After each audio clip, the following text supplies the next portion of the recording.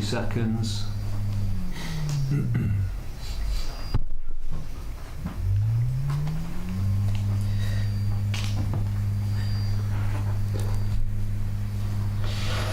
Seconds.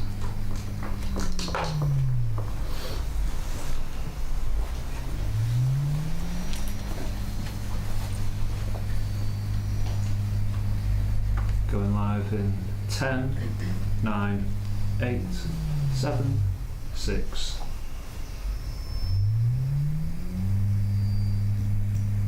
Hello, I'm Beth Steele and I'm a playwright, and with me today are 7 other? We should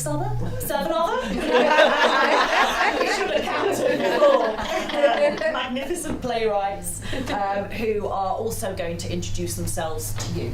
So if we could start with you, my love. Hi, my name's Jake. I'm a playwright from Oldham. Hello, I'm Frankie. Hi, I'm Rosa.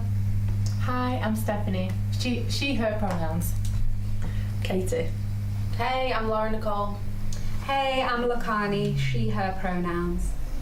Gorgeous. So I just want to say from the outset, when I was asked to do this workshop, I was actually quite hesitant because I love talking about writing, plays, theatre, but I looked at what had previously been done, and it felt like they were very practical workshops with how-to exercises, and that's not something I can do because I've never done a writing exercise in my life, which doesn't mean that they aren't profoundly useful. But the way that I thought that I could be most useful to you is to talk specifically into my own work, and then hopefully by getting very specific and very focused, it will pan out and be universal, and there's some things that you can take for it yourself. So before I say anything else, I want to say this is the most important thing I'm going to say in the next couple of hours, that I am not right. I'm going to get passionate, I'm going to speak forcefully, but that's just the kind of bird I am. It doesn't mean that I am right, because none of us are writing the same play, and none of us are going to write it in the same way. So it is hard as a writer to know what to listen to and what to discard. You'll know that, all of you, because you've all had work on and you've been through a process, a dramaturgical process, direction, where you've had notes. What do you listen to? What do you not? And I think a lot of good writers do that. They listen. They listen to everything, and then they take, and then they discard. And so if you take from this time that we're together, 1 or 2 things that you think, actually, that's going to be useful, then that's it. My work is done. That won't be a waste of anyone's time. So we are going to be also taking questions from people who are watching. I'm going to definitely be throwing out questions to you guys. We are going to be getting into the nitty-gritty of the workshop's focus on theatricality and storytelling. It's going to start with me talking about the House of Shades before I move on to Till the Stars Come Down. It's also going to be a bit freewheeling, and by the end of it, hopefully it will all join up, and there will be a couple of breaks for sure during the next 2 hours, so people can have a snack, decompress, digest, have their questions and thoughts, and then come back in the room. So, what I want to start with is love, actually. I want to start with what play made you fall in love with theatre. And so if each of you could just tell me which play, and super brief, 2 sentences, just why you fell in love at first sight. What was it? Would you go first, Mike? Yeah, so for me it would probably have to be Michaela Cole's Chewing Gum Dreams.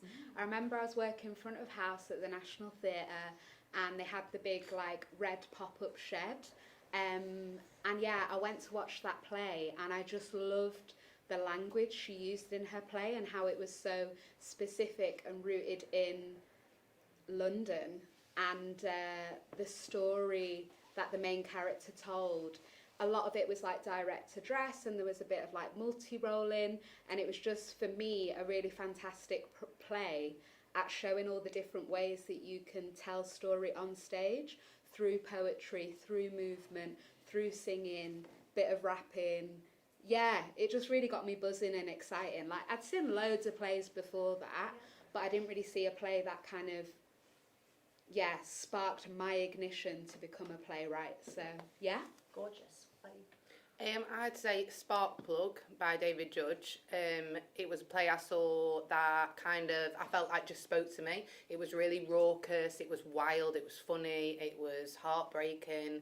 And again, similar to what Carney said, it had a mixture of everything. There was multi-rolling in it, and I felt like it was theatre in a way that kind of didn't block anyone out. Mm-hmm. It was like, come to us, I'm speaking to you. And I was like, that made it felt like I was excited by it. Okay.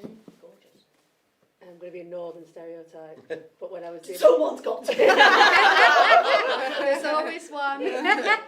But when I was doing my A-levels, a very long time ago, we did two, and I just blew my mind, because it was so funny, and so much trauma in it, and I just, 1 minute it was hilarious, and the next minute it was like punched you in the gut, and I sort of love that, like whiplash. That's what I love about writing, where you can, Whiplash, that's a great word. well, you know, you just feel like 1 minute you're laughing so much, the next minute you're like gasping because you're like, that's brutal. And so that made me fall in love with it. Okay. You Are Not Alone by Kim Noble. It was a play that I saw at the Soho Theatre when I was at drama school, and I'd never seen anything like that in my life, because it was really experimental with projection, but the most important thing that really spoke to me is how vulnerable he was on stage. I didn't know that that's what you could do in theatre. I thought it was like middle-class white people talking in a posh accent and then everyone laughing, and I never understood what everyone was laughing at. But there was like this guy on stage, and he was just so vulnerable about being lonely and stuff, and it was just gorgeous. Like, it still stays with me to this day. My mum took me to see Our Ladies of Perpetual Succour by Lee Hall when it was first on at the National, and I was like 15, and my sister was like, I don't even know how young, but it was definitely inappropriate. It was, my sister fell asleep, thankfully, but I was just like sat forward from like the second or third line, well, they sing at the beginning. I was just like, oh my god, it was just so alive, and I've never seen anything like it, and I just didn't. It was like 90 minutes through, and I don't think I moved throughout. I was just staring at it because it's so funny and so heartbreaking, and just so much to it. And ever since then, it's been my favourite play, and I saw it like 3 or 4 times after that, and it's just, it's brilliant, so lovely. Gorgeous, thank you. What about you, Frankie? I think similar to Lekani, I think it wasn't like my first introduction to theatre or plays, but the play that sort of made me think, I can be a playwright, or try, is probably Linda by Penelope Skinner. I think what excited me the most about it was very true. It felt very true to life as a woman, but also as a sister and a daughter. But then also being able to show like a nuanced woman in her like late 50s being honestly like quite grotesque in this really magnificent way, that just sparked it for me. It did it for me. Mine is probably You Can See the Hills by Matthew Dunster. I think I've never actually seen the play. I've only read the play, and it was probably like the first play I'd ever read. And I've maybe read the Mr. Men books when I was a kid. That's about it. And then I read this play, and I was like, that's me. Like he's talking about me. He was talking about places that I recognised, and he was dressed in a school uniform, which was probably me at the time, and he was being an idiot, which was probably me at the time. And I was like, oh, that's unbelievable. And I think I read it on a car journey, and my dad kept trying to talk to me, and then I'd be like, no, Dad, shut up, I'm reading.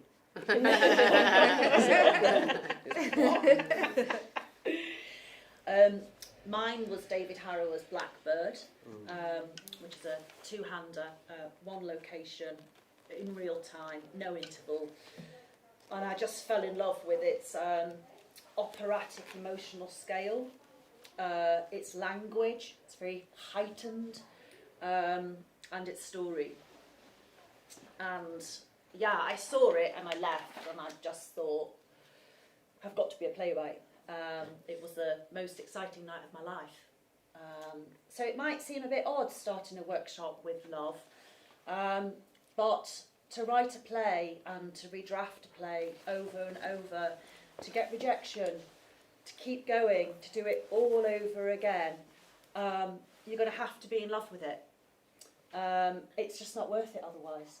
And love alone is not enough to write a good play, but it can sure as hell take you quite a way.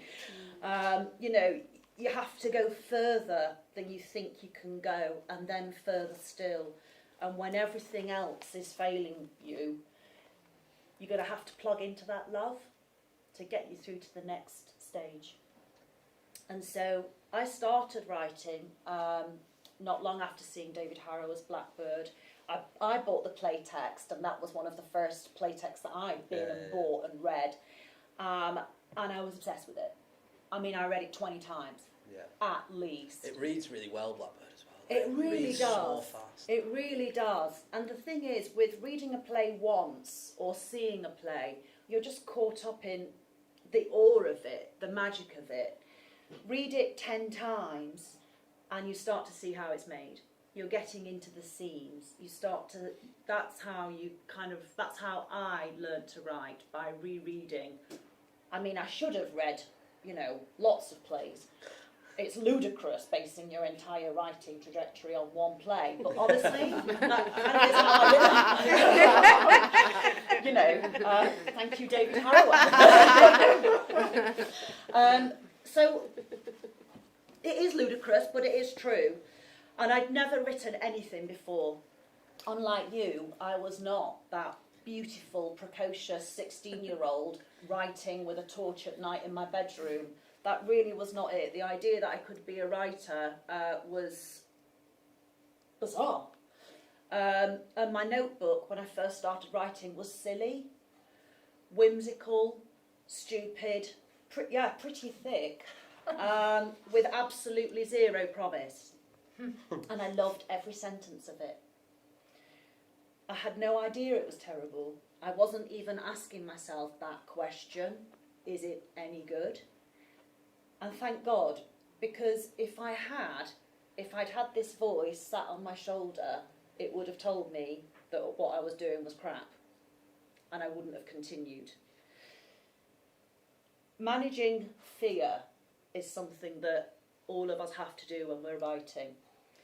The fear that no one will want your play, the fear that by extension no one will want you, the fear that you'll be even more skint than you already are, the fear that you're not good enough, that your story isn't interesting, that you actually won't ever be. I mean, is this ringing any bells? Yeah. That fear, what I tuned out when I very first started writing, I still have to tune it out now. It never goes away. It's a running commentary that's always on your shoulder. And every time you start a new play, that voice will make you doubt yourself. It will say, is this any good? Will this idea work? Is there any idea here at all? And the voice will go on to say, because if not, you should just stop now. What's the point otherwise? You're wasting time. So what I want to encourage you to do is to waste time. And we'll come to whether it actually is a waste of time later. Because to not do risks shutting down your imagination. One of the most exciting moments of going to the theatre is that moment when the house lights come down, darkness descends, silence, and you're like, oh my God, what's it going to be? What world is about to explode on stage?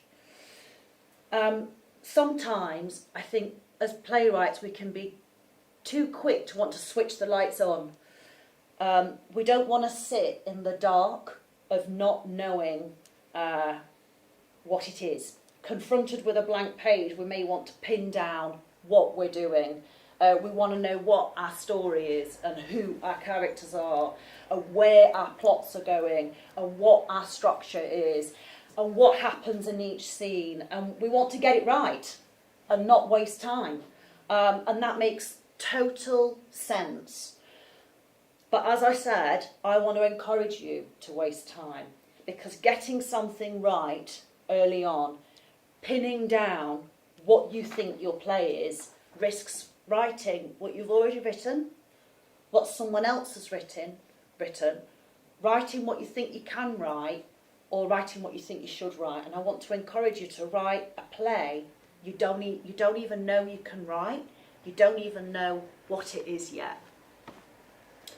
William Faulkner is an American novelist who I'm obsessed with, and he has this quote, and I pinned it on my wall a few years ago, and it says, "You cannot swim for new horizons until you have courage to lose sight of the shore." You cannot swim for new horizons until you have courage to lose sight of the shore. Let's lose sight of the shore for a bit. Okay, let's delve in and swim. So, what makes a play purely theatrical? When I asked myself that question, without even actually really interrogating what that question means, some plays just instantly come to mind. If I'm thinking of a theatrical play, I go, Sarah Kane's Blasted, Brian Friel's Translated, Top Girl's Carol Churchill, Fairview by Jackie Silver's Jury. Can everyone just fire out a play that they find theatrical? Bryony Kimmings, I'm a Phoenix bit. Yeah. Angels in America, Tony Kushner. Yeah. I mean, Cleansed, any other Sarah Kane. Probably any Arthur Miller play, for me, is... Which one? A View from a Bridge, Okay. probably. When you said theatrical, I immediately thought of maybe that's because I think it's something different. But Definitely spectacle go. Yeah. it's the 19. Has anyone seen the 1912 Theatre Company? They do loads of like theatre with projections, but all the animals and children went into the street. It's this like mad theatre, like you're immersed in it, and it's all around you. Yeah, it's go with amazing. the first Yes, that instance. one. Yeah. The first instance will be right. Cloud9, Carol Churchill.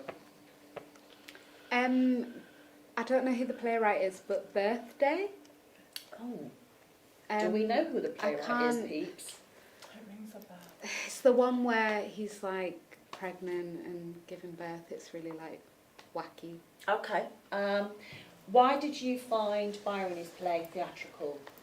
Because, I mean, it was experimental, it was different characters, it was projection. We would like watching a live show, but then she was able to manipulate the projection in another way so it looked different to the screen than what you could see. There was wigs, there was makeup, there was outfits. We would change, she was changing in front of you. It was, Okay. yeah, it was happening live in front Yeah. of you. There was nothing behind the scenes. Yeah. What about Angels in America? And it's huge. I mean, there's an angel. It does. It flies. It's almost novelesque, I guess, because of how long it is. But even within that, if you were just to take them as separate plays, part 1 and part 2, like it's just they're very human, but it also like really contrasts it with like there's an angel, and it just feels incredibly real and just sort of like bigger than the theatre that you're in. Cleanse. I guess, I mean, generally with Sarah Kane, probably like the lack of what we would know as like traditional form, if that makes sense. So like the lack of like classical craft, which is what you would think of as theatrical, maybe as like classical naturalism was like coming about. But now for me it feels like the opposite. It feels like we kind of seek out whatever the antithesis of that is. It like makes me think of like 7 Methods of Killing Kylie Jenner and like Very theatrical. utilising all different mediums really and taking away what we know as form, if that makes sense. Okay. Yeah. I think with Miller, as a writer that I struggle to read, like to actually comprehend, and then to see it, it's a totally different experience, and it does just come alive, and it feels like it can only be performed in a theatre space. It's like if it was a radio play, it'd lose a lot. If it was a film, it'd lose a lot. Yeah, yeah. Whereas like actually watching it in a theatre space, it just opens up every opportunity. Yeah. Oh, well, yeah, the Children and Sheer Animals play. spectacle. It's just sheer spectacle, and they're going behind walls, and then they're inside the cartoon that they're projecting around, and it's like being in a real life comic strip, and they're in and out, and it's just, yeah. I've watched it before I had children, and now I'm really sad they don't do it anymore, because I think they would like lose their mind. And Cloud9. Yeah, I think the language just felt super theatrical to me, and then the stakes of the story, the multi-rolling for some of the characters towards the end of the show. Yeah, I'd say more so the language, and just kind of the heightenedness of it all. Just feels like theatre is the only medium that it could really exist in. Yeah. Yeah, so I've worked out who wrote Birthday. It was Joe Penhall, and essentially it's a birth happening on stage. So to me, that's next level theatrics. I know you can do it on telly, but the way that they did it, and the comedy and the farceness of the whole piece was just really electric. Yeah. I'm loving what I'm hearing here, because when you ask that question, you know, everybody's chosen a different play, obviously, and everyone's got different reasons as to why they find it theatrical. But one of the key things is actually incredibly simple, that you can't imagine it being done in any other form. That it has to be theatre, it has to be there, it has to be on stage, and that's what makes it theatrical. Yeah, And then, sorry, go on, I what- do just want to add, so it's the man giving birth, and that obviously that can't happen in real life, so that was the... Well, hold on, honey. Well, we'll see. Let's get but 'em. yeah, No, I feel like I missed a vital point. But yeah. I would say, I said Top Girls, didn't I, as one of mine, and that opens with the fantastic fantasy dinner scene, where it's all of these magnificent women from history and myth telling each other their life stories.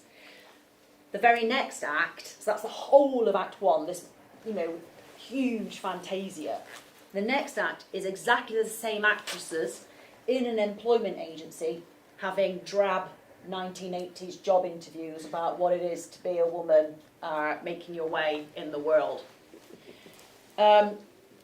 So without Carol Churchill ever going, oh, you know, things, she never has to have a character say, things haven't changed much for women, because the form, the theatrical form of the storytelling itself does it for you. You have this character that was a woman who became Pope, applying for a crummy job in an employment agency. That's the theatre form. That's the storytelling genius.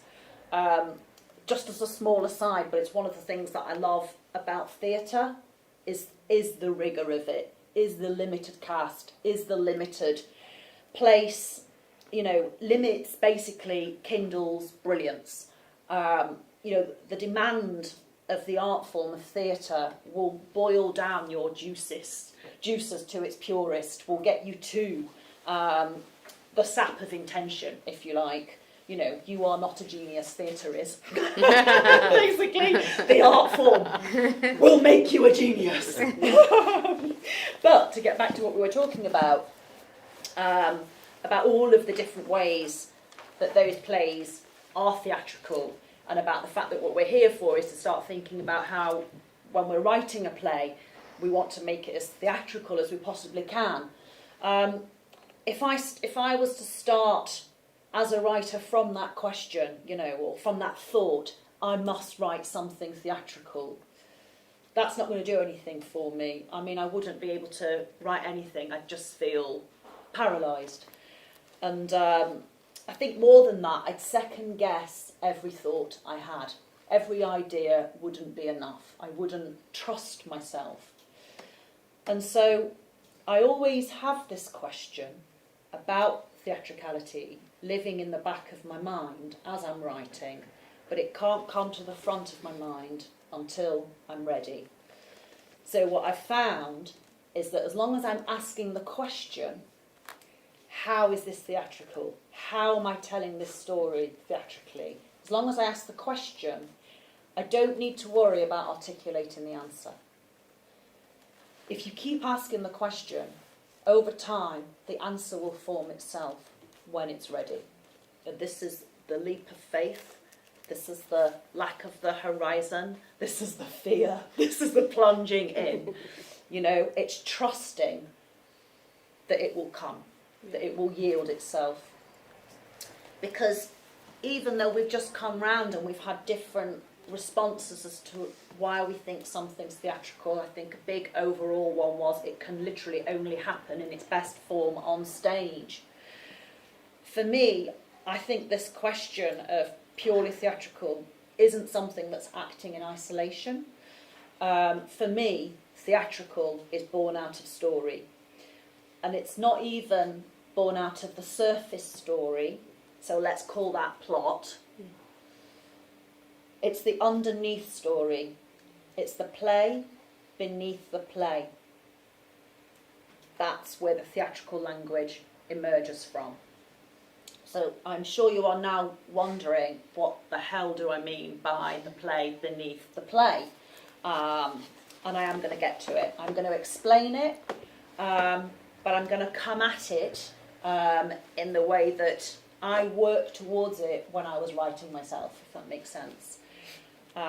So we're now going to get into the first play that we're looking at today, which is The House of Shades.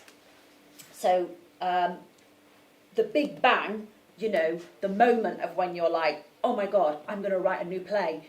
That kind of instinct happened when I went to the Almeida Theatre and I saw Robert Icke's adaptation of the ancient Greek play, The Oresteia. So it's Aeschylus wrote it, it's The Oresteia. Robert Icke did a very big condensing job of it, a beautiful, thoughtful adaptation of this play. I didn't know the Greek tragedy myself before. I'd never heard of it. I'd never read it, seen it. Has anyone here read the play? Does anyone know what it is? No? Okay. So just roughly, because it is 3 plays that are sandwiched together, and of course it's bigger than this. It's about war and it's about politics. It's about all of that. It's a family drama.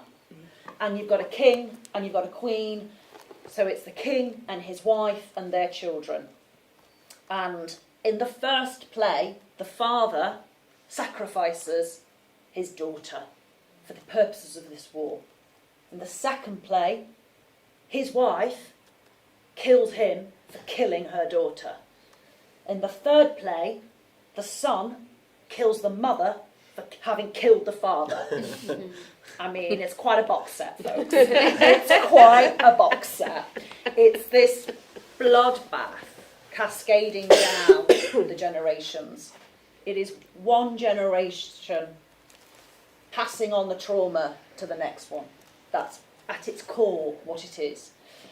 And I saw this play and I was totally electrified. You know, here was this domestic tragedy that was stately and epic and theatrical, and I left knowing that my next play just had to be a family drama, something I'd never written before. I'd never written a family or a relationship play.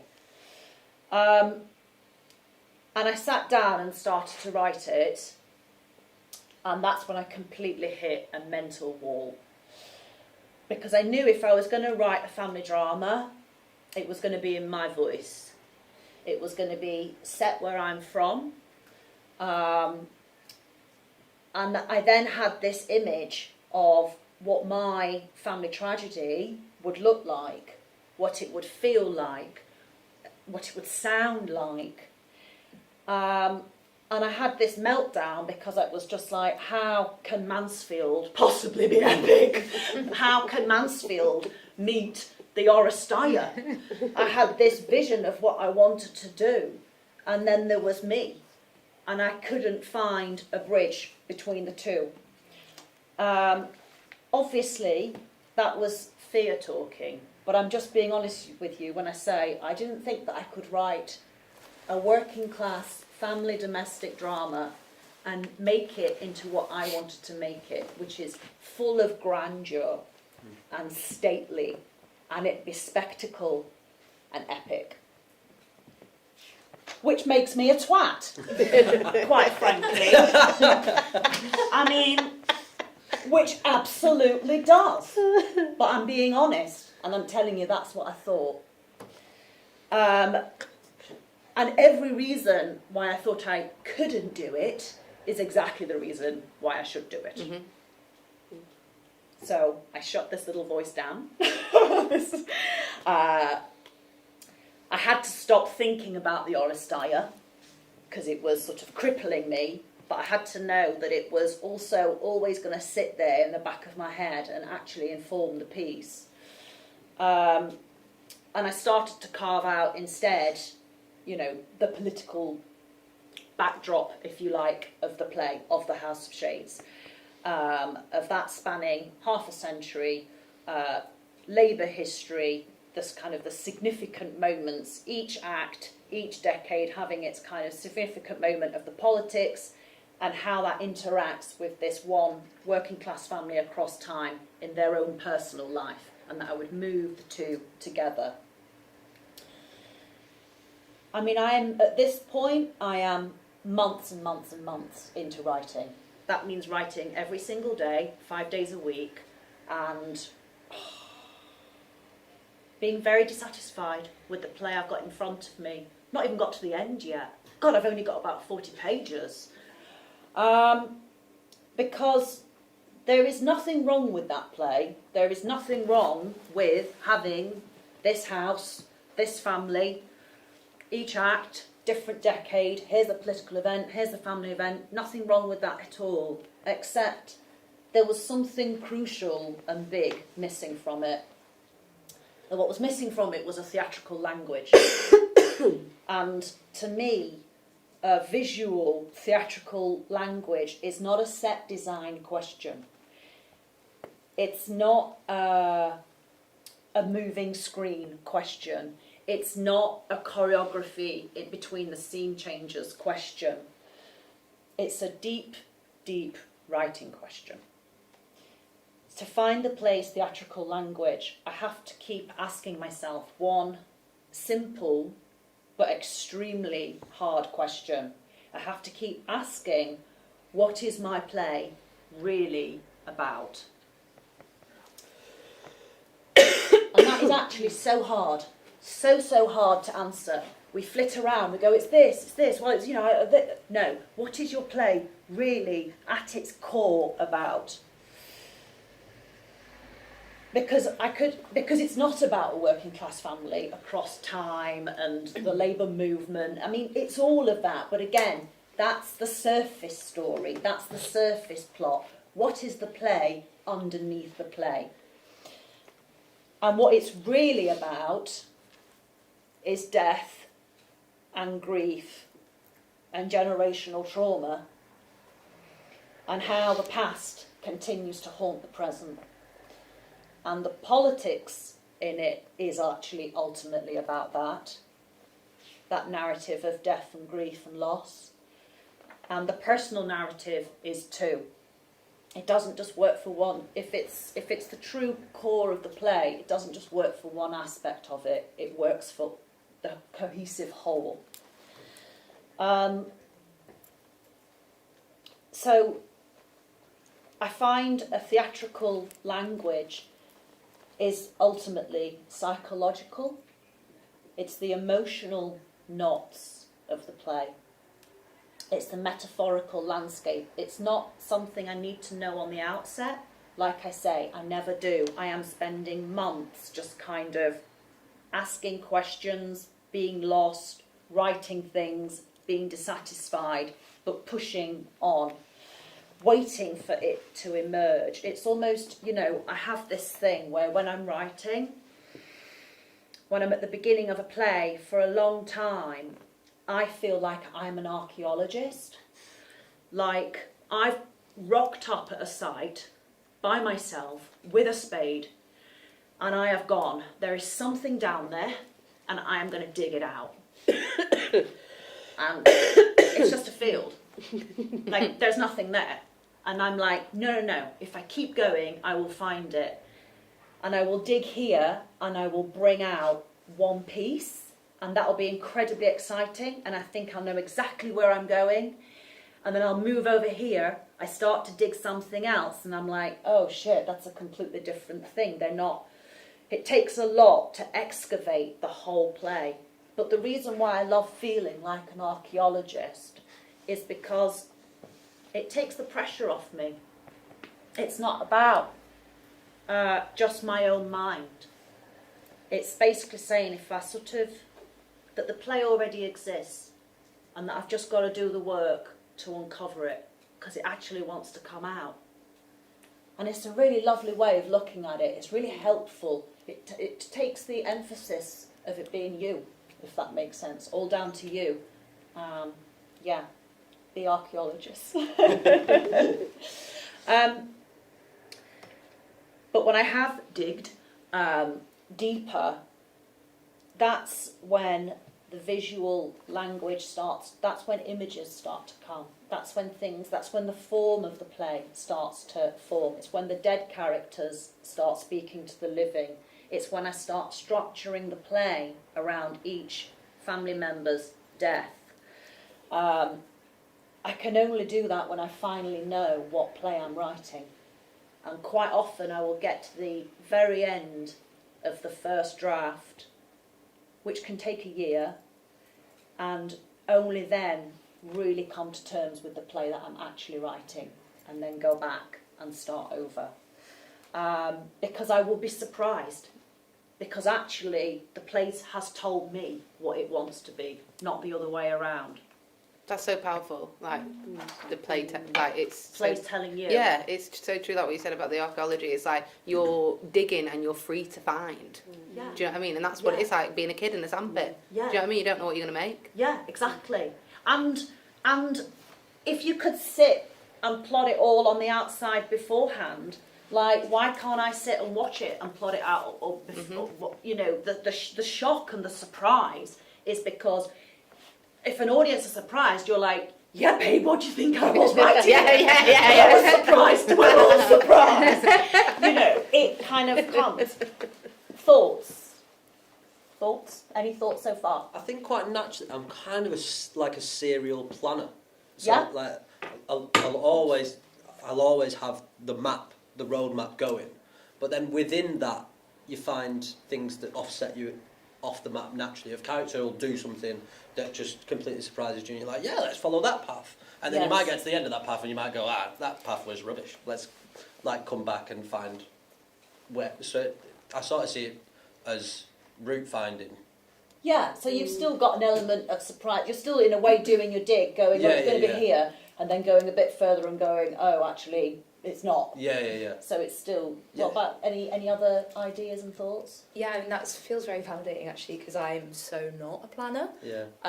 So like to call it like archaeology instead feels really nice because like yeah, I always have this sense of like it's there somewhere. It's just like a few steps in front of me, or it's like a few like levels below the dirt still.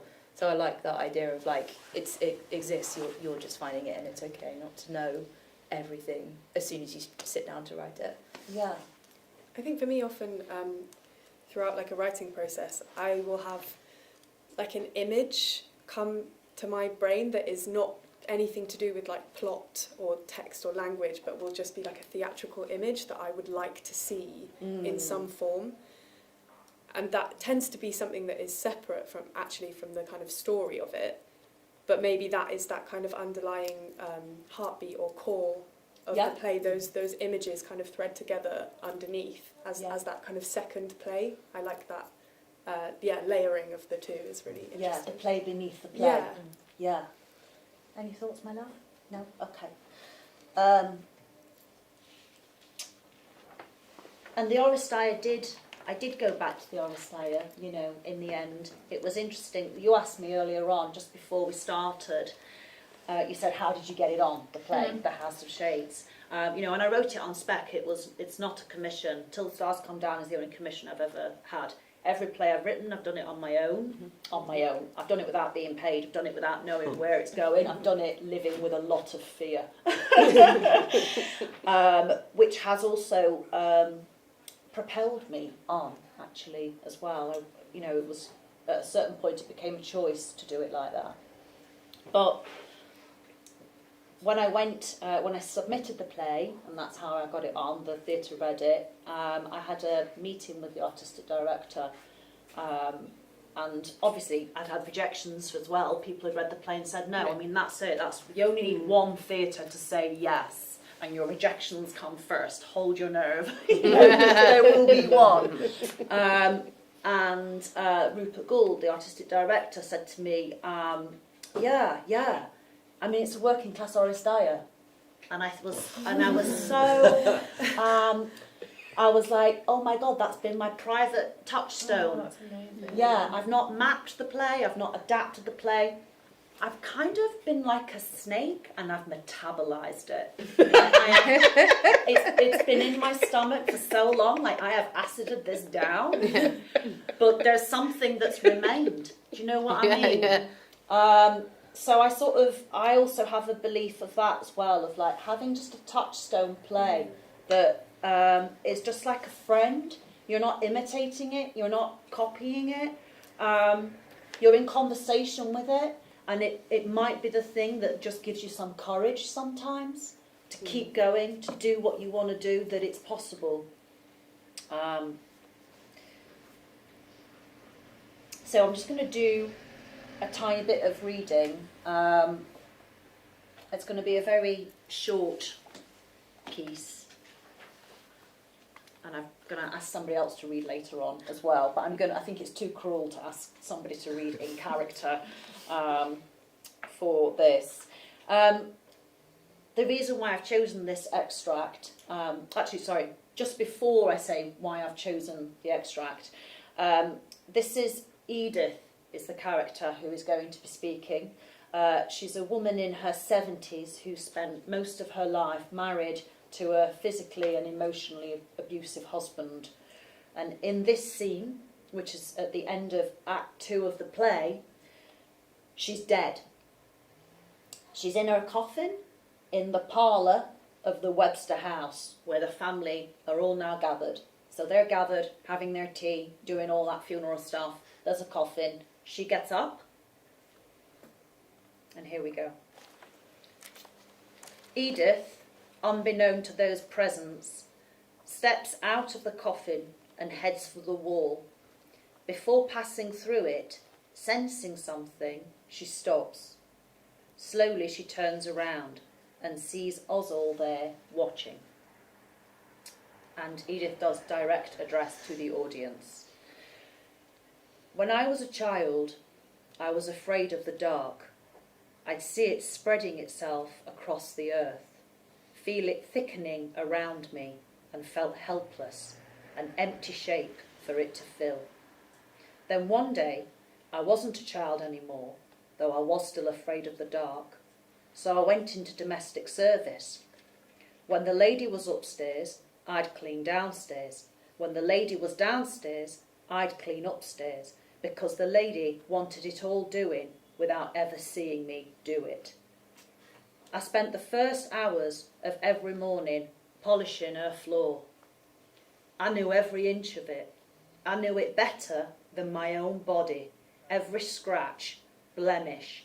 I polished her floor until I could see my reflection in it, like a mirror.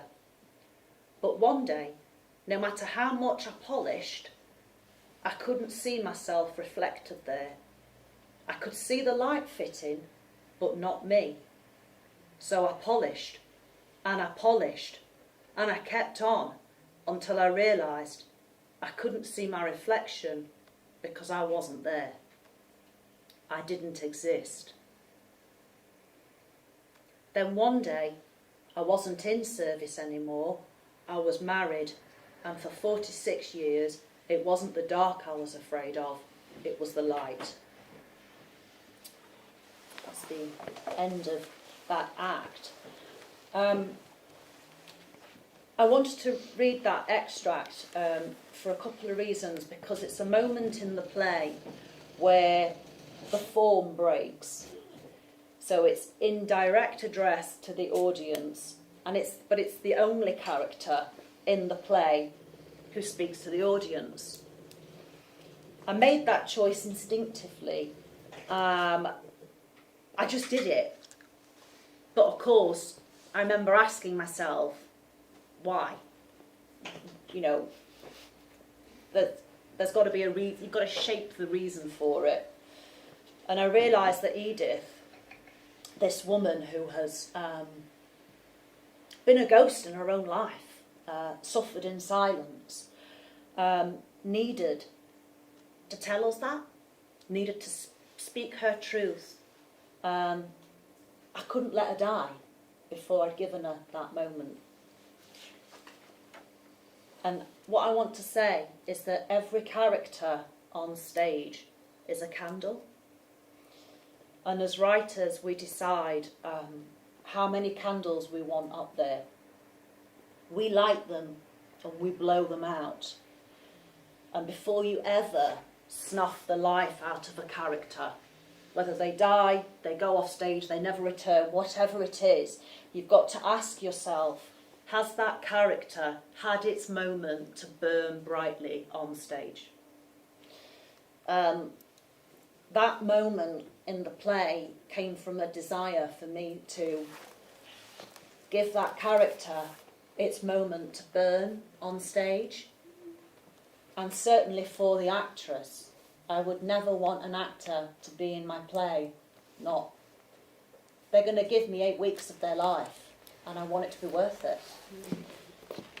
When you see a play, you know, it's sort of every human being is filled with wonder and epiphany and sorrow and desire, and they matter. And as writers, you know, we've got to honour that. And when you see a play sometimes, you know, with a cast of 17, I mean, that's 17 candles up there. And when the writer actually only lights 6 of them and then leaves the rest, that's not a play with 17 characters. That's a play with 6 characters and 7 ciphers. And I would say, if you read Chekhov, he's the absolute master at lighting candles. You are never going to have a beautiful character in Chekhov play not bloom into life, not blaze.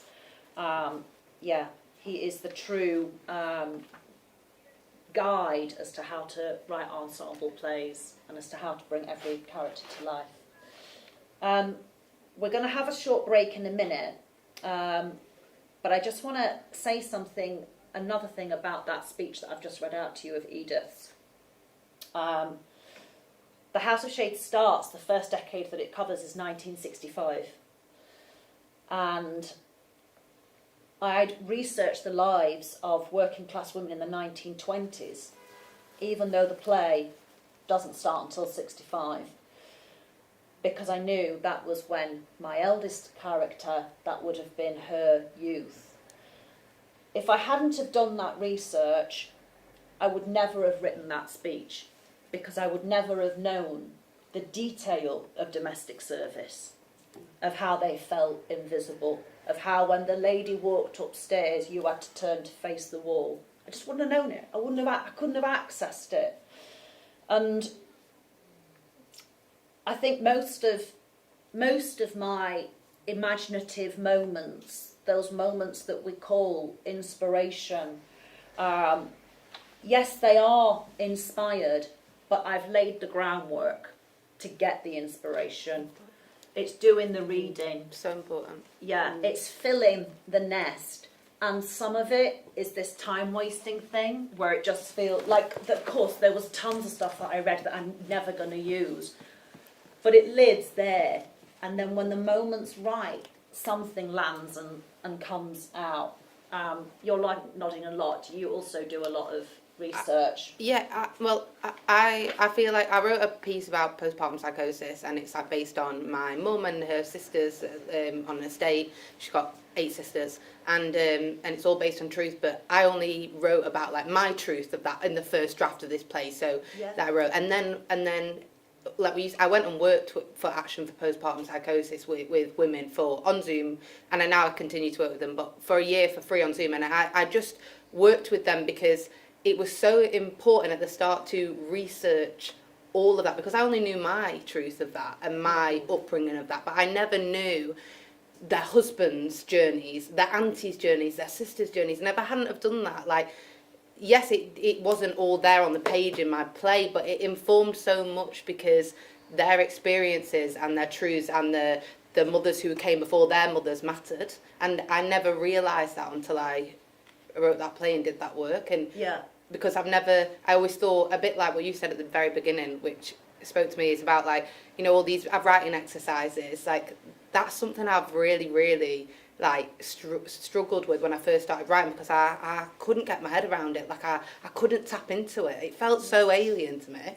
And then but once I started realising there is a reason why people do research and it matters. Do you know what I mean? And like it's important that that when you said that, I was like, I really acknowledge that, because it's so important. Because like you said, how would you have known? Because it's not always in your it's not in your intuition, it's not in your gut instinct, it's not in your periphery, it's not in the life you've lived, but it's so important. And can I just add on to that, what I also really enjoy is when when it happens subconsciously and naturally, that sometimes I'll be writing something and I'm like, that, or like it'll take me months afterwards, I've written it, I've finished it, whatever, and I'm reading it or it's on or whatever, and I'm like, oh my god, I know where I got that from, or like that's from that book that I read, or that article, or that thing that I was obsessed with. And it's like it all plays a part, doesn't it? Like, it's fed into it. It's just sitting there. Which is the bird that steals? Is it magpies? Magpies, might steal gold or whatever. Isn't it? It's just looking for things to bring back for the nest. And I do believe this as well. You burn through experience writing. You burn through it. When we're on play 3, 4, 5, 6, 7, we have burned through a lot of what's immediately in front of us, and you need to keep kind of stocking your fridge, kind of loading it up, because you're just gonna get through it. There's a I'm feeling like it's time for a William Faulkner quote. A writer needs 3 things: experience, observation, and imagination. Any 2 of which, at times, any 1 of which can supply for the lack of others. And I would add into that research. So it's experience, research, observation, and imagination. And sometimes you've only got 1, but that's enough. So we are now going to have a small break, decompress, digest. It'd be amazing if anybody had any questions that they wanted to ping through for us to open out onto as well. And see you back in 5 minutes. See you back then. See you in 5.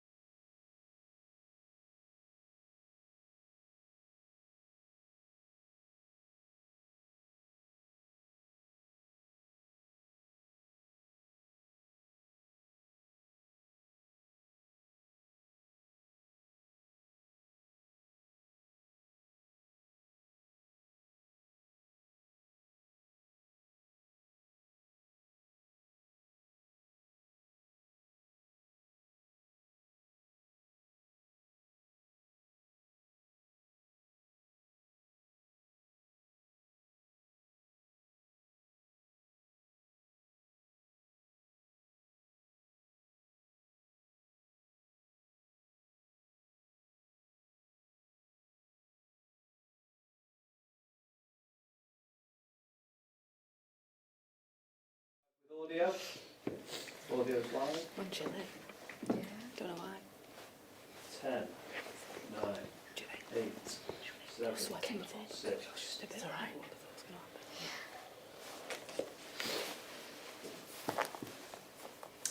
Hello again. Hope everyone's refreshed, ready for round 2, which is Till the Stars Come Down. Katie is going to kick us off by reading a stage direction. And I'm just going to give some context first for people that are tuning in so they understand roughly where we're at with it. So the setting of the play is a wedding. Sylvia is the bride. Marek is a Polish immigrant and he is the groom. And what we're about to hear is the ending of Act 2, which means we're at the wedding dinner. The whole family are around the table, everyone's eaten, speeches have followed, and the groom, rather than do a speech, has written and sung a song, which has in this moment unified this fractured family.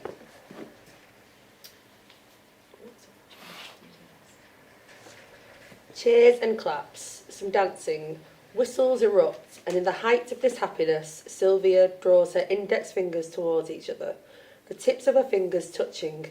Everyone freezes but for Sylvia, who has stopped time. She sits in the moment she has suspended and smiles. A drop of rain lands in her glass, another drop in another glass, and another, and another, and the heavens open.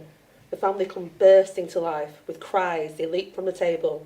Hazel shouts instructions nobody can hear above squeals and shrieks. People gather food and plates. Someone drops glasses. Someone falls over. Chaos. End of Act 2. Thank you. That's a theatrical moment, isn't it? That moment actually came to me from a dream. I was quite early on in the writing process, which means I'd got fragments of dialogue, I'd got a lot of notes. I sort of knew, I knew it was a wedding, I knew it was Polish, I knew it was where I'm from, I knew bare bones, but I'd got very, very little. And one night, I woke up and had this dream, literally had that stage direction. I wrote it in my notebook, and the next morning, got to the desk, sat at the computer and put it there into the play, hovering by itself, suspended. Didn't write a scene to precede it, just kind of put it there and asked myself the question, why did I dream that? What does it mean? I didn't understand it. Why would a bride stop time? But I kept asking myself the questions. What does it mean to preserve this perfect moment of happiness? And when she's taken it in, why did it not last? Why did the heavens open and the rain pour and chaos ensue? So my thoughts weren't as entirely as succinct as that, but over time, I kept asking the question of why I'd had this dream, of why I'd had this thought. And I was reading over the notebook for this workshop, and there's a sentence that I put down, and it appears really early on in the play's conception, another one. And it keeps cropping up again and again. And it says, they are saying goodbye even though they don't know it yet. What does that mean? Because it's worth knowing at this point, I didn't even know in the process who they were. I mean, I'd got 2 sisters and a brother. One of them was called Rhonda. I mean, I didn't even know. But I kept being drawn to this sentence. They are saying goodbye, but they don't even know it yet. When I was finding Till the Stars Come Down, I was, as ever, in the dark. But I knew that this play was a wedding. And so the notebook questions that continue throughout is very much around a wedding. What is a wedding? And here are some thoughts that keep recurring. A wedding is a goodbye A wedding is a leap into the unknown. A wedding is about tomorrow. A wedding is a moment of momentous change. A wedding day is future facing. So what you're hearing is me taking the surface event of the play, a wedding, and asking what's underneath it. What is the deeper ask? Because yes, the play is about a wedding, and that will yield all sorts of story, plot. A wedding dress that doesn't fit, a father's speech that goes wrong, a bladdered auntie. It will give me some of the structure of the play because I know it's a wedding day. You start with makeup, getting ready. You're going to at some point have the dinner. You're going to at some point have the party. You know, so it's going to give a structure. But alongside all of that, what I'm asking is the deeper questions. And I keep saying, why am I saying this constant thing of momentous change and the future?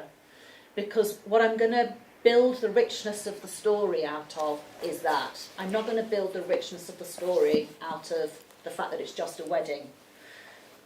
And that's where I'm going to get the theatrical language from it as well. So, rain.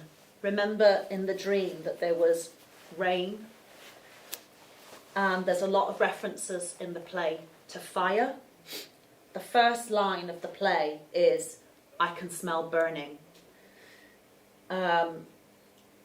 Maggie talks a number of times about fire and being drawn to it, the irresistible desire of it. John talks about fireflies. And at some point, when I was writing the play, I thought about having a lantern scene, about having a lantern. That lanterns are a thing that happen, you know, like fireworks do at a wedding. And that would be a great, if you like, theatrical moment to have on stage visually, and it might give me an end of an act. But as I was starting to think about writing this lantern, I started to think about fire again. I noticed that it was fire, that I myself as the writer was being drawn to this. That the family are watching this rising fire, this burning star. And I could have just left it at going, oh, I'll have a lantern scene.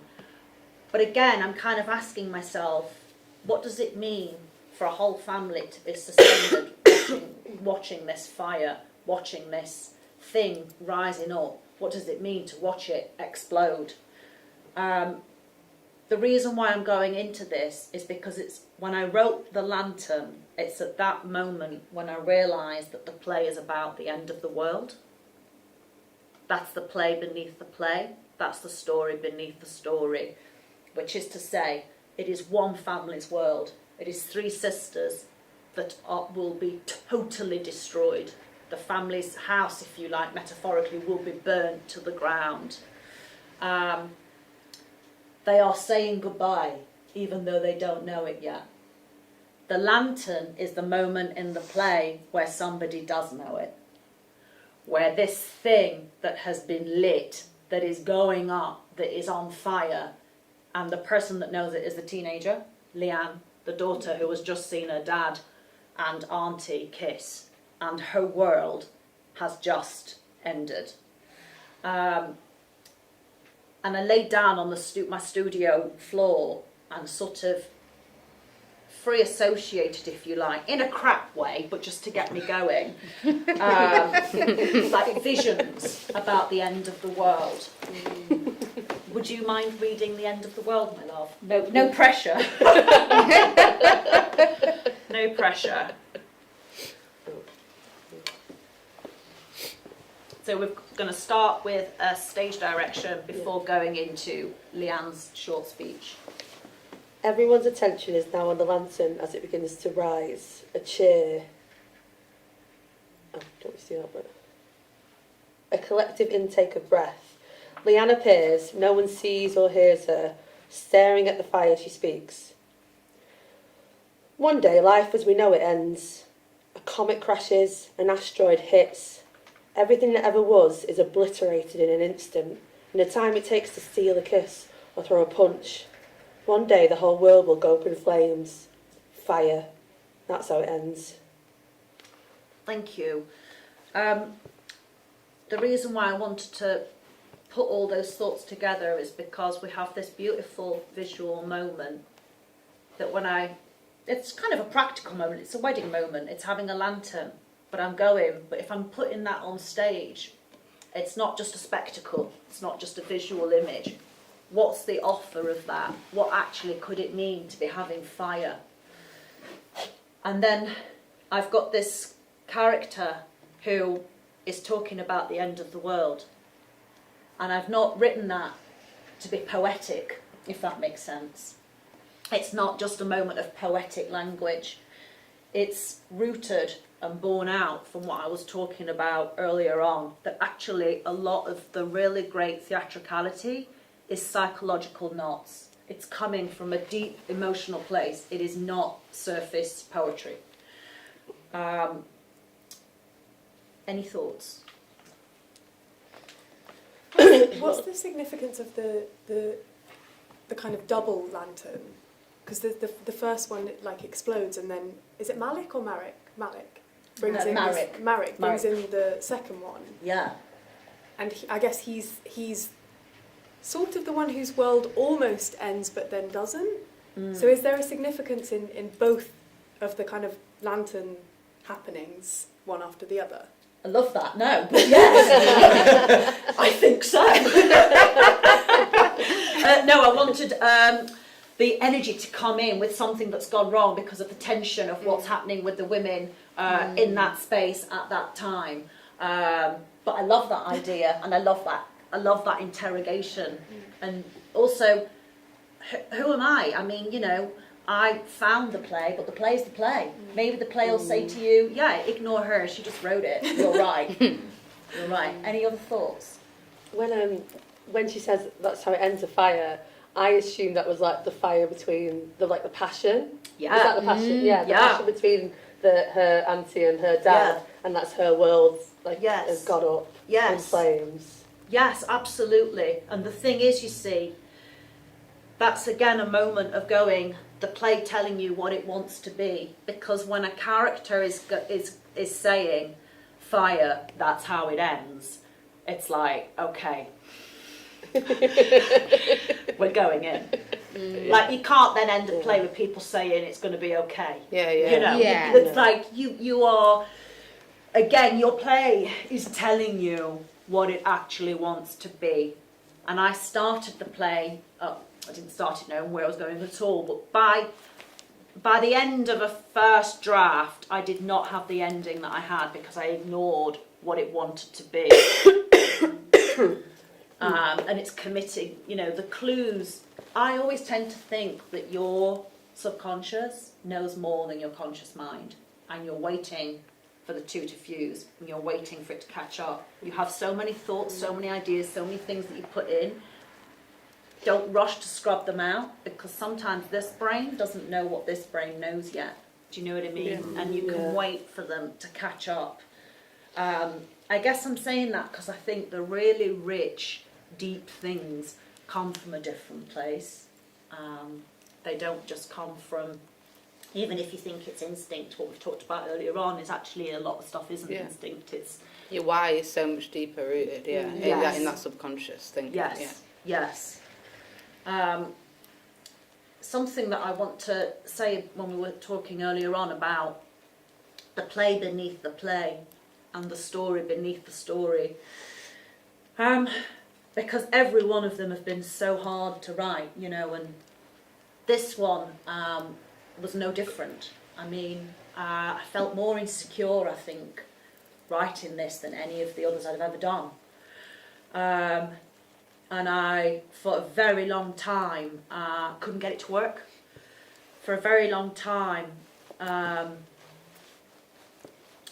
there wasn't a play under the play. It wasn't, I'd got character, I'd got world, I'd got a story, but I'd got all these individual stories. It wasn't all coalescing and moving together, because that's the thing with an ensemble.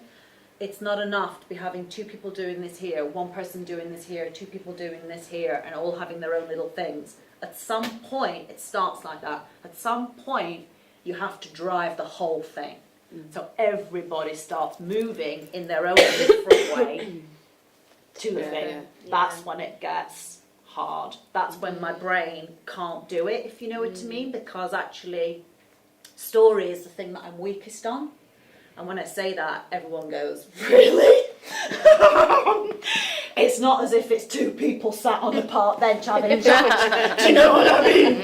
These are big beats. But it's work. It's work. It's not innate. It's a struggle. It's constantly accepting my limits, and my limits in that moment in time, in that draft. In this draft, it's kind of just enough to get the characters, to get some of the story, to make some of it alive. But actually, you know, it's a car that's driving on like one wheel, actually. But then in the next draft, I'll put on another wheel. In the next draft, I'll put on another wheel, you know. It's not about doing it all at once. Yeah. I really like that analogy of like the building it bit by bit, because I feel like I'm in a place at the moment where I've got a play and I'm like, but it needs more, and I'm stressing about where's it coming from, how am I going to get there, how am I going to do it, but allowing myself to have the time to then discover it and let it come, rather than that pressure of like almost trying to like get to the end and cross the finish line before it's time, if that makes sense. So can I ask you one question? When you're saying it needs more, have you got a more precise question than that? I think it needs more theatrics. Yeah. I feel like that's what it's missing. There's little bits, but I know I can get there. And there's anything today about what I'm saying about it doesn't matter if you don't have the answer. If you keep asking the question, but actually getting more specific in the question rather than just... Well, I've been making notes of questions. I'm impressed. That's come up. And like, I've been making notes of just thoughts that have popped to my mind regarding my play. Yes. And then now I can go away and I can go there. Do you get what I mean? I do. I mean, the thing I've been writing all week that I can't make work, I then go and sit and watch a play, and it's like, oh my God, just like watching somebody else's. And it's totally unrelated, something else, but it just pings down, doesn't it? Sometimes you can look at things too directly and it not be helpful. And actually, reading your plays, I was like, okay, so there's so much more to it. Do you get what I mean? And that's why, I've had a big realisation, basically. So, I do think that's right. When I don't know if anyone else feels like this, you feel like you're wasting time. Like, so, and so when you were saying before about how none of it's wasted because it's all about observation, it's true. Most of my best ideas or best things have come from like a podcast I listened to or something I read in a newspaper and I put them together. Like, so it's never wasted time. But I feel like you just feel like I wasted that day, or I didn't have enough. When you've got a deadline, it feels like you wasted time. Like it's creeping up. It's like, why am I procrastinating? I've got to get it done. And then I feel like the dig sometimes, like when you're talking about digging to find it, sometimes the dig feels overwhelming because you're like, sometimes you're just digging with a toothbrush.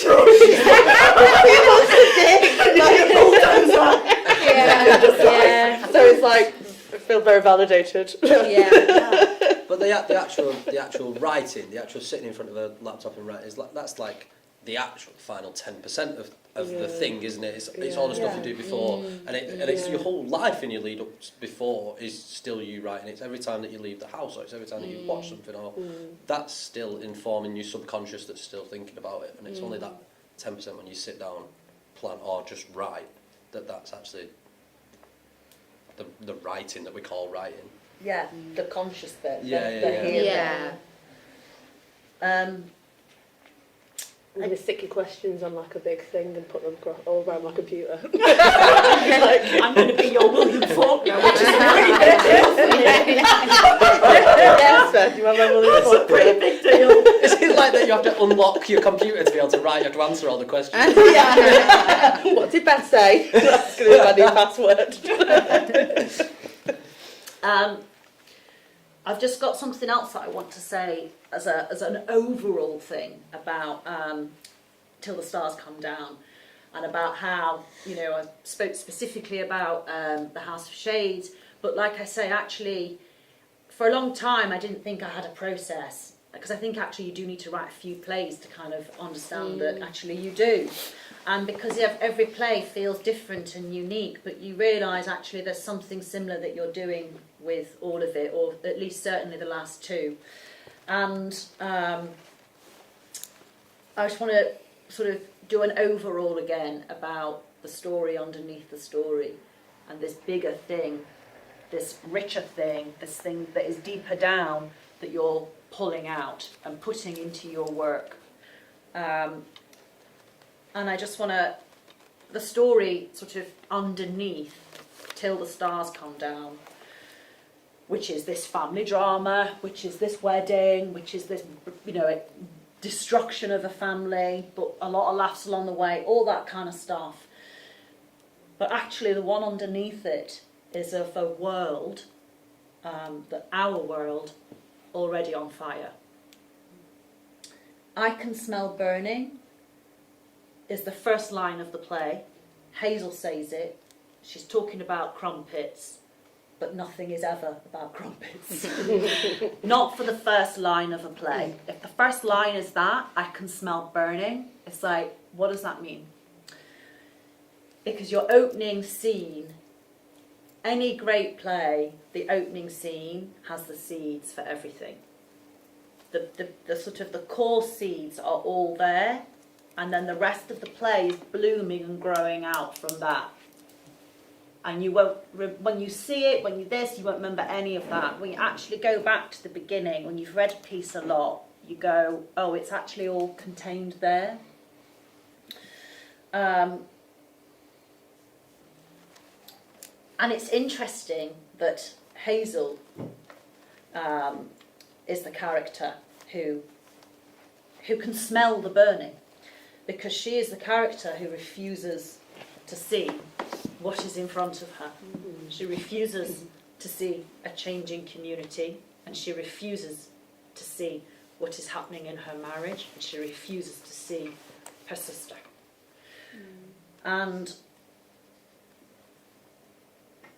But she knows that something is burning, but then she just gets on doing hairstyling. And throughout the whole play, there are references to heat, to storms, to change, to the past of coal, and to an uncertain future. There is rain, there is fire, there is the sound of the earth turning, there is this sense of the earth being mysterious and having forces, and that we are tiny upon it, and that it's greater than us. And yet here are these characters who cannot face change, who refuse to see it. The play has deep denial in its heart, deep denial, emotionally, in terms of Maggie and John, but also in terms of the community, also in terms of what deindustrialisation of who they were and who they're not now.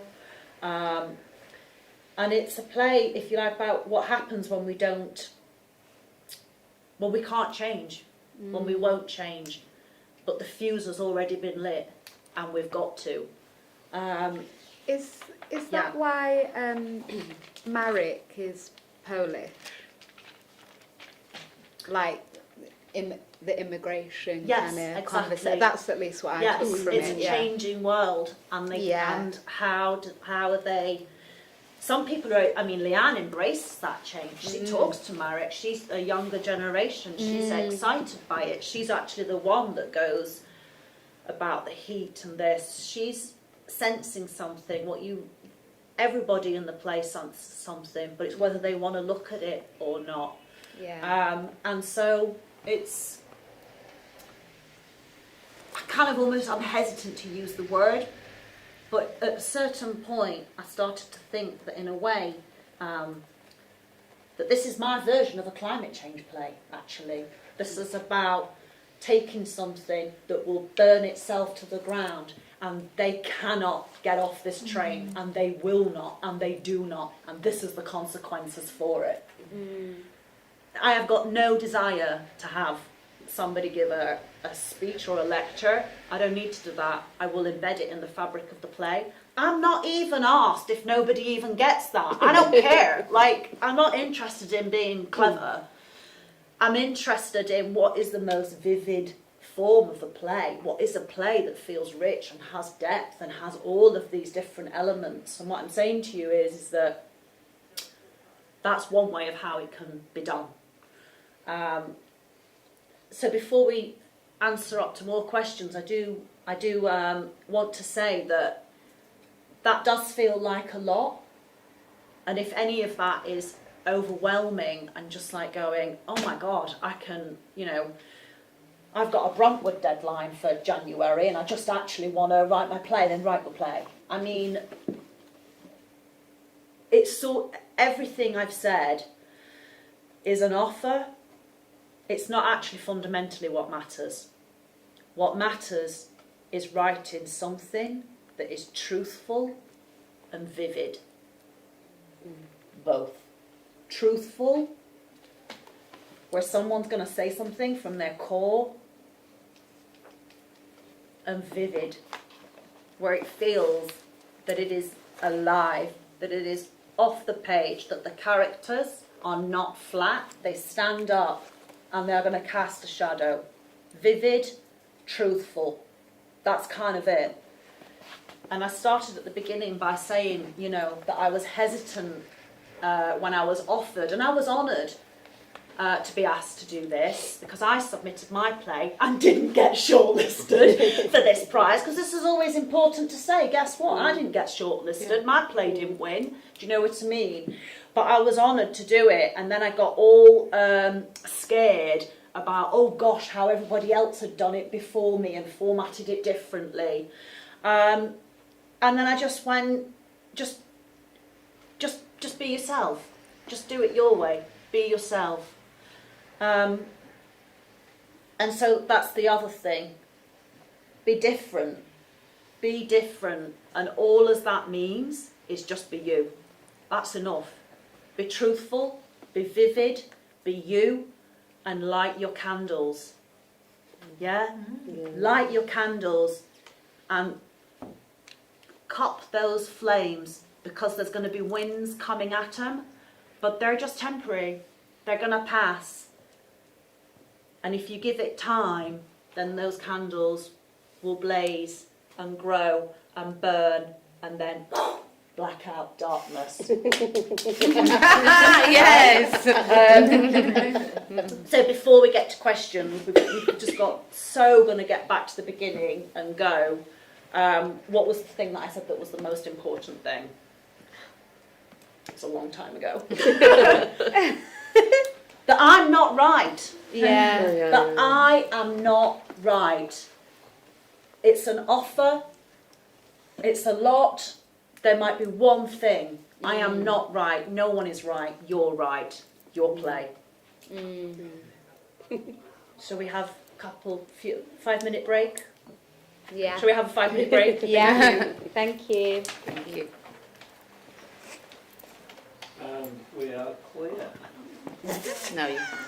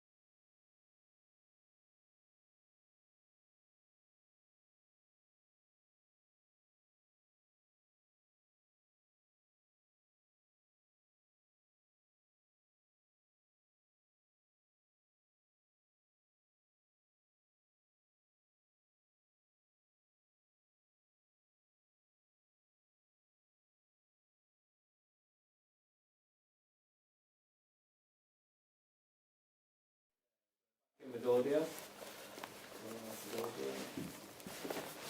10, 9, 8, 7, 6.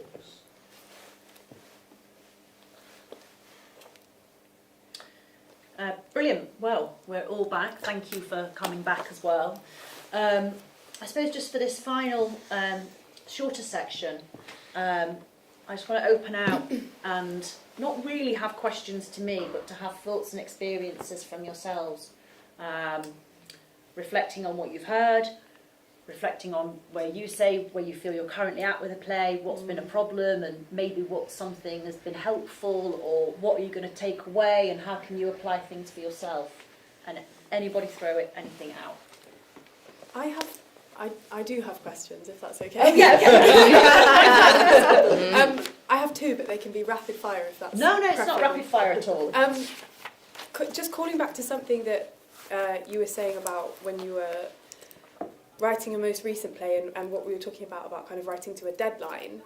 Do you feel like that kind of underlayer felt less clear because you were being commissioned, as opposed to having the kind of freedom of your own autonomy? I had a deadline that I told them on the day I signed the contract. This doesn't exist for me. I won't be meeting this deadline. I would love to. I am only working on this. Unfortunately, I am very slow, and I'm not going to be able to deliver the play how I want to deliver it. And they were perfectly fine with that. I used to, as I said, each play that's been on is a play that I've written without knowing where it's going, and uncommissioned. And I used to set my own deadlines for myself, where I'd go, by next spring, I will be at the interval. You know, I used to do that myself. And sometimes, that's helpful because it can give you that spurt moment to go on. But most of the time, I just don't meet it. And it's not for lack of trying, but no, I won't. And I'm aware these are all sort of things of luxury and all of that. I'm only, again, talking from my experience. But no, the play is ready when the play is ready.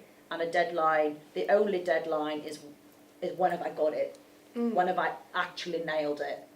To just give you a different play, this was my second play, Wonderland. It's a big piece about the miners' strike. And I spent, to spend 1 year alone writing your second play, and to do it every single day, to get to the end of it and to tearfully realise it's not good enough, is very, very hard. And I pretty much pressed delete and started over. I completely rethought it. I went from this play about wasn't about the miners' strike. It was set in 2012. It was about 6 men working in a mine, facing redundancy because of the closure of the pit. I spent a year working on that play, and some of it was good. I just knew I'd not got it. I was devastated. I mean, I can't tell you how much I cried. And I just couldn't understand why I couldn't write it. You know, I thought, what is wrong? And what I did was, I took a 3-week break, and I said to myself, I'm going to go back, and I'm going to look at all my research again. And the one thing I haven't researched in this entire period is the miners' strike. Because before I started writing this play, I said, the only thing I know this play's not going to be is it's not going to be about the miners' strike. And of course, that's the play. When I went back, after a year of work, pressing delete, looked at the miners' strike, and within 3 weeks was so excited. I was like, oh my God, of course Billy Elliot isn't the last word on this. Yes, Beth Steele can do this. I got so excited. I was like, oh my God, this is amazing.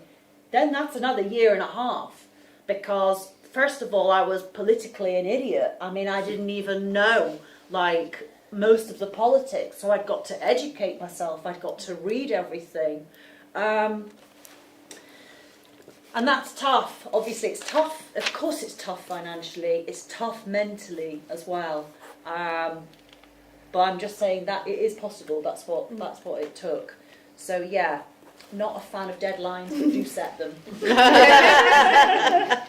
Thank you. My second question, obviously, in the couple of plays that we've spoken about, you use some like brilliant imagery, like people walking through walls and dead people talking, and it starts raining, and like Sarah Kane, for example, like a field of sunflower grows. I'm like a huge fan of this massively theatrical imagery utilised in a play text. Yeah. Is there a limit? How much do you consider the people who are going to put this on for you and with you, and how much do you just write what you think it needs to be?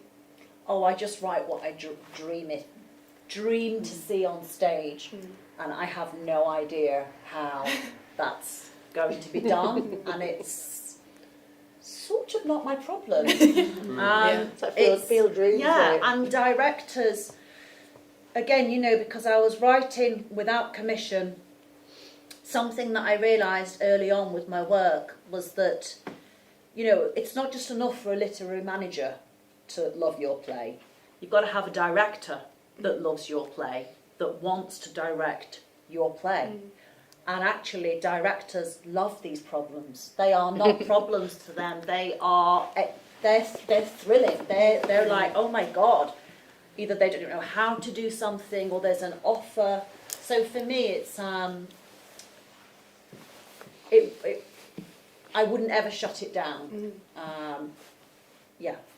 Thank you. Because it's interesting in the section that we heard about the rain dropping in someone's glass and then it drops in another glass, and that's impossible to stage.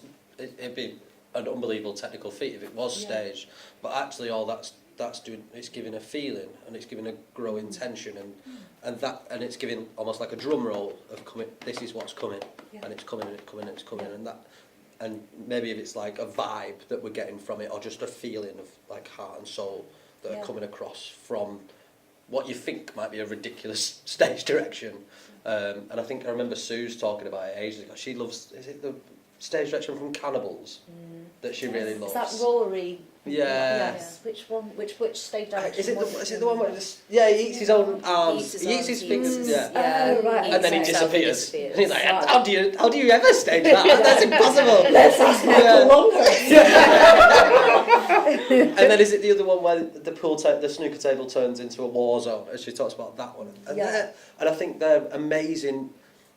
Like to be in a theatre, and I think the Royal Exchange do it really well. If you're in a theatre and you're almost, whenever you come to the Royal Exchange, you're going, what's the really cool thing that's about to happen? Of like, and I always look up and I'm always like, what's going to fall from the ceiling, or what's going to rain, or what's going to make me go, Jesus Christ, that's unbelievable. To have the same experience that you had when you were a kid. Yeah. Really. Yeah. It doesn't change. We are all still stuck at chitty chitty bang bang with the car flying. It's a similar thing, isn't it? Yeah. And I think that excitement, trying to get that back into theatre, that's exciting to think about. It's amazing as well, though, on stage, how little you actually need to have such a visual impact. You know, the lighting already is so stark. Somebody could have a hand of glitter and release it, and it's a moment of magic. That recording that on a video camera is meaningless. The theatre set, its space itself, is a charged place. It's already heightened. It's not we're not on a stage. We're not on a film set which isn't charged. It's like it's already this kind of elevated space, and so sometimes it doesn't have to be very much. It can be very, very little, but if held and done right, can just feel so powerful. And that's the theatricality of the moments that can only happen and by the limitations of what we can do on stage, those moments become bigger, and then are things that can only happen in a theatre. Yeah, exactly. Any more thoughts, questions? I have a question. Yeah. When you said earlier about story not coming as easily to you, I feel like I can relate to that. Do you have anything that you do to help you like generate those ideas, or like how do you find your way to the story and the plot? I keep asking bigger overall questions, because the story is going to be embodying some of the bigger themes of the play as well. Otherwise, it's just events. And events happen, obviously, but you still, you know, what's the biggest event in the play, and how is the biggest theme of the play meeting that? Yeah. So I tend to keep asking the question, or where I've not got the answer, maybe moving one thing forward, still not having the answer, but asking the question. And accepting that it takes the time it takes, and I can't do it all at once. I find it hard to gather steam and momentum. That's the really hard thing. You know, like I've just been speaking recently, I watched this film and loads of stuff happens in it. Oh my God, there's a fight, another fight, and this and that. And there's absolutely zero story. Because essentially you're just watching things. How are those things, how is one thing impacting the next thing? It's a snowball, it's got to gather. It's got to be this black hole that is moving, that is grabbing everything into its mix and pushing forward. That's story.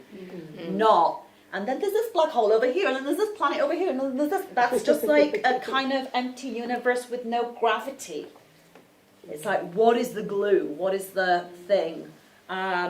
And so this all sounds kind of like, oh God, abstract, but it's genuinely how I do it, because I just think about it in the big way and then stay immersed in the micro. You know, I literally have my big lookout, but then obviously a lot of the time I'm just down there with my characters. And then if they have a need and an impulse and they say something, I go with it, and eventually I go, how is this speaking to this? You know? I mean, sometimes when I'm desperate, I mean, I have Googled how to write a play. I have Googled what is rising action. I have Googled it writing this play. I mean, you know, with the desperation we all face, the thing of like, oh my God, it is actually never going to cohere. It's actually this one time, it's not going to happen. You know, we've all felt it. But I've also done this thing before where I've taken two plays that feel... I took The Ferryman and I took August Osage County, because they're both big family dramas, and they both do have a riding plot that is going somewhere, story. And I mapped out on sort of like 2 pages of A4 paper. I was like, Act 1, Scene 1, this happens in a sentence. Just very, very brief of what happens in each scene. And then I looked at my play and I was like, right, okay, interesting. Again, it was at the point where I'd got lots of things happening, but I hadn't got the bone of the story.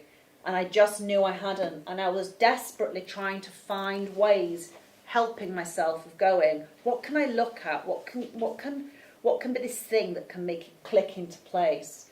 And so I have done that, and it is useful. Obviously, it's an entirely different play, so it can't give you your answers. Again, what it's going to do is give you the questions. You're going to go, oh, why does that rise? Why is that gathering at that stage, at that moment? This is when I start to see it gather, and why is mine not? That's all it's going to do. You know, you're not copying, but you know, it's a roadmap.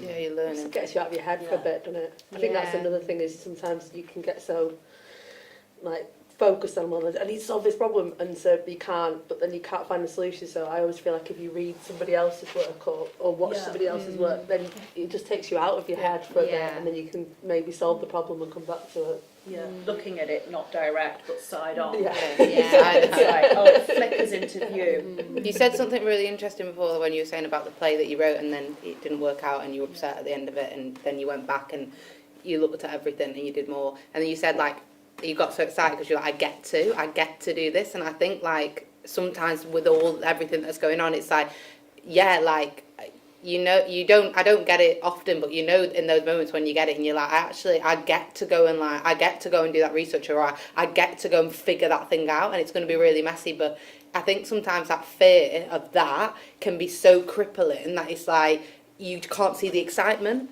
for it sometimes, you know what I mean? But like, like when you said it, it's like I felt your like hunger for the curiosity in it. I think that's sometimes what, well, I know I have to, like I need to fight for that to push through and find that and be curious and keep pushing for that curiosity. Yeah. Because that feels a better place to be anyway than feel crippled by it, do you know what I mean? Or feel like being weighed down on you. Yeah. And connecting to what you said about deadlines in a way, and this curiosity, it's like,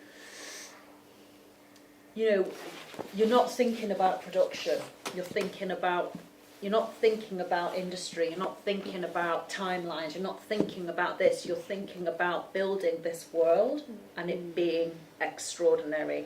And it is so hard to get work on, and I'm aware of that. And all I want to say is, actually, and I've had work on, all my plays have gone on, I've never written one that hasn't. But the most electric moments of my life as a writer is at my desk with my tracksuit, with my greasy bun. That's when the moments of being most alive is that. So it can be hard to get the play, but the end production is actually not the entire thing. You know, it's really not. It's not about the applause at the end. It's about the curiosity. Because that's what fires you up. That's what gets you. That's what none of us would be writing if we didn't have that. Do you know what I mean? Because that only comes in that moment. It don't, like you say, it don't come from a cheeky margarita after press night or something. Although, well, if we can have both. We all love a cheeky margarita. do we have any more questions before? I know that it's not sort of about what we were talking about today, but the two plays that you've shared have a very clear structure to them in terms of the first play is 5 different decades, and then the second one has a clear event structure of a wedding. And then at what point in the process of those did you find that structure, or was it there from the start? You knew that was going to be that? Early on, because I like a container. Yeah. Which is to say, I don't know who is going to be in it. I don't know what it fully is, but I know what I'm digging out of. Yeah. So I have the container and then very little else, which is why I'm terrible at meetings. Well, because it's like, I've only got one thing. But that's sort of all I need to start. And then I pull out according to what is the play going to be, what is it. But yeah, so I can't kind of write it from one character journey. I don't start there, which is a great place to start, and a lot of people do. I'm going to write a play about a woman doing X. For me, it's not that. It's almost in a way, it's more of it's a wide shot. It's the landscape. What is the thing of it? Yeah. And that's it, rather than the direct drive of a character. Nice. Before we finish, I just want to have like a closing word from everyone about the last hour and a half or so that we've had together. Before we say goodbye, before we blow our candles out. Yeah. Oh my gosh. Insightful. I'm going to say spicy what's it. I thought you were going to say spicy margarita. No. But what's it? I love what's it. It's still my meeting. Would you put one word or just... How are you feeling? Yeah. One word, two Well, words, three inspired. words. I just love. I love hearing other writers' processes and how they get to where all the journeys and how you get to where you end up, and I just love it. It's brilliant. Thank you so much for sharing. Yeah, I think the same as Katie, really. I think it's just nice to be around you all and listen to everyone's process and the type of theatre that gets you excited. And it was amazing listening to you speak and your process. So inspiring. Because it's lonely, It isn't it? is, yeah. It's lonely. Yeah, on that reassured. I feel like I've just had quite lots of conversations today where I've been like, oh wow, like you experienced that too. You're feeling the same way, and yeah, that's just really nice to have that. Yeah, I think as someone who's relatively new, I suppose, to writing in general, I guess I feel full when I listen to other writers talk about what they're doing, and feel like I take little bits from everybody, and obviously you, Beth, thank you so much for the advice and the talk that we've had today, but also all of you guys just adding little bits to my cup, I suppose. I think to sort of to think or to feel artistically deeper, of that deeper level, and to consider that more throughout the process. Amazing. Well, I arrived nervous, but you've been so great. Honestly, you've just got on the train. I've got full speed, and no one pulled the stop. No, seriously, because also I've not done much of this at all, but I have done a few workshops, and sometimes people really don't feed in, and it can be daunting because obviously we've been doing it for you peeps as well. And you've all fed in, and you've brought your experiences and your questions, and so I just want to say a massive thank you to you. I want to thank the Bruntwood, obviously, for asking me in the Royal Exchange, and I want to thank everybody who tuned in or will watch this in the future. I hope it's helpful, and I hope it makes you feel less alone.